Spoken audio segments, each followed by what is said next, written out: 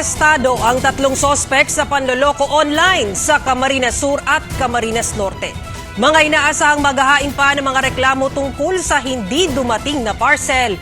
Pinaghahandaan na ng PNP Anti-Cybercrime Unit sa mga susunod na linggo. Ang detalye sa report ni Jessica Kalinog ng GMA Regional TV Balitang Bicolandia.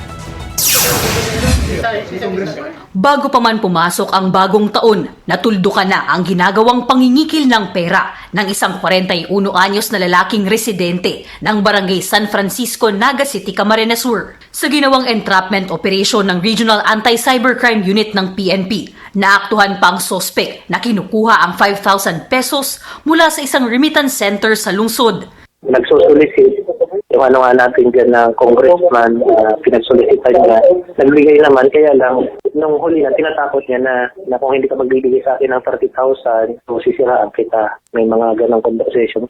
Nahaharap ngayon sa kasong robbery extortion ang sospek. Samantala, 2 pang individual sa Camarines Sur at Camarines Norte ang nakasuhan na ng PNP RACU dahil sa panloloko online. Isa raw dito ang humihingi ng processing fee kapalit ng inaalok na trabaho, habang ang isa pa, yung chocolate, hindi naman darating pero nakapagbayad na. Kasi yung mga pa-order, yung details niya nakuha, set na ng demand letter, kaya napaila ng demanda.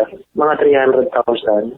Ngayon pa lang inaasahan na raw ng Naga City and Camarines Sur Anti-Cybercrime Response Team na posibleng sa mga susunod na linggo, mas marami pang individual ang lalapit sa kanila para magreklamo. Dahil gaya ng taon-taon na insidente, mga hindi dumarating na order o parcel ang kadalasang idinudulog sa kanila. Kaya ngayon pa lang, paalala ng mga otoridad, laging mag-ingat at maging alerto para maiwasang maloko online. Mula sa GMA Regional TV Balitang Bicolandia, Jessica Kalinog, nagbabalita para sa GMA Integrated News.